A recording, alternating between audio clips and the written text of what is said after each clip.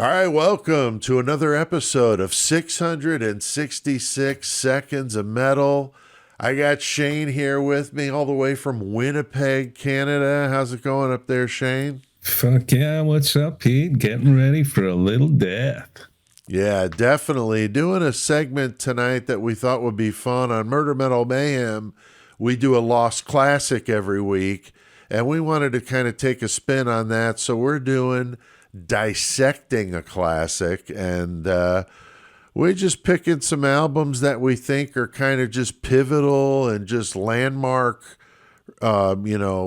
works of a period of time when, we were listening to shit in its infancy, And I don't know if you could argue that Death Leprosy would not meet those criteria. Wouldn't you agree, Shane? Oh, it really epitomizes death metal. This was really untouched at the time, and still is a great album 35 years later. Yeah, I mean it is amazing. It's been 35 years, but it really is a great death metal album, just classic, absolutely classic. So, unbelievably influential. I got a picture of the lineup from that period. The album was released November 16th, 1988 on Combat Records, and this was their second album. Scream Bloody Gore was the first one. This is the follow-up to that. Definitely a step up in production from the first album. And this one they recorded at Morris Sound Studios in Tampa, which is, of course, legendary when it comes to 90s, 80s, and 90s death metal. If you weren't doing it at Morris Sound, you weren't doing it in the right place. First album engineered by Scott Burns, who would, of course, become legendary with the death and grindcore stuff of that time. He was just the guy. Yeah, he sure was. Death and Scott, they really started the Florida death metal scene. Yeah, for sure. The lineup for the Leprosy album, of course, Chuck Schuldiner on vocals, guitar, and bass. He played the bass on that album, which is interesting. Rick Ross played guitar, Bill Andrews on drums. Terry Butler was credited with the bass, but apparently did not actually play it on the album, but I believe toured with them and played the bass lines. So 8 tracks, 38 minutes. All the songs were written by Chuck and Rick Ross, and lyrics were all by Chuck. So Chuck is just an amazing dude. I mean, just so influential on the genre that he basically defined. I mean, with the band name Death, and you're kind of paving the way, and there's the argument of, is it death or is it possessed, whatever. But in my opinion, I would crown Chuck as the one who founded and really started death metal. So that's my opinion. No, I would agree with you on that. I mean, Scream Bloody Gore might have been one of the first death metal albums, but Leprosy is what really kicked it into high gear, and that's when it really started taking off.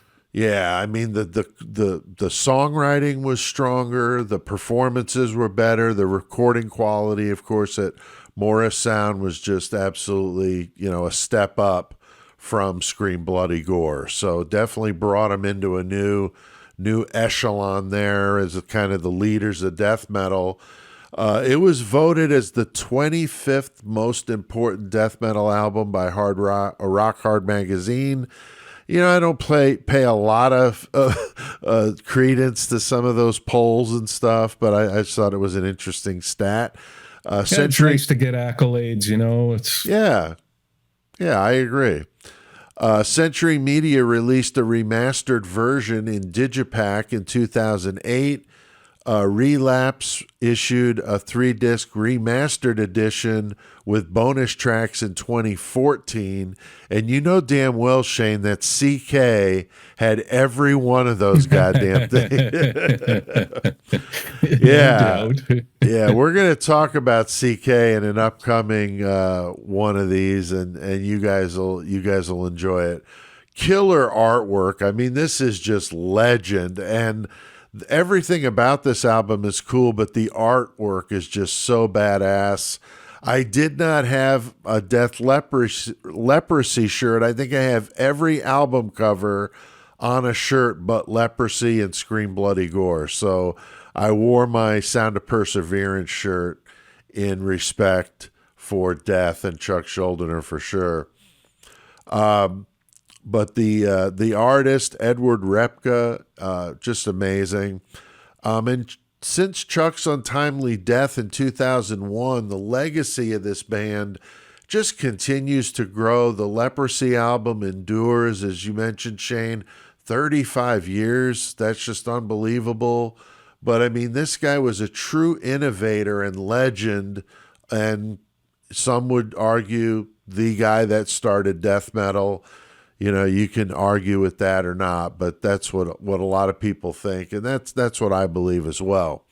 Now, I did want to share a short but funny story about me and Chuck Schuldiner. No, wow. I was in my first band, the one that I don't talk about, at the time in Connecticut, and I got a letter in the mail from a guy named Evil Chuck. That's how he signed the letter. And he was like, hey, dude, he's like, he bought our demo through a magazine ad. So he sent me like $6 or whatever it was. And he ordered the demo, and he was just like, hey, I really like your band and this and that. And I'm thinking about starting my own band. I'm going to call it Death. And he signed it Evil Chuck. And I remember reading this, and we kind of laughed in the band at band practice, like that just seems kind of like a dumb name for a band, because it's so like plain, you know, like Death. It just seemed just funny, like that's weird, whatever. Yeah, you're not going to call a rock and roll band just rock, you know, right? Yeah, so it was just seemed weird to us. So, and then the Evil Chuck thing was kind of funny, you know. And then, like, years later, you know, when Death was, you know, symbolic and individual thought patterns and all that stuff, when they were a lot more progressive, I remember thinking, like, I remember hearing the name Schuldiner, and I'm like, could that possibly be that dude? And Chuck. I looked in their bio, and it said that he went by Evil Chuck when he first started. I'm like, I had like 3 letters from Evil Chuck. That's great. But my late wife used to hate when I kept all these old fan letters, and she threw them away.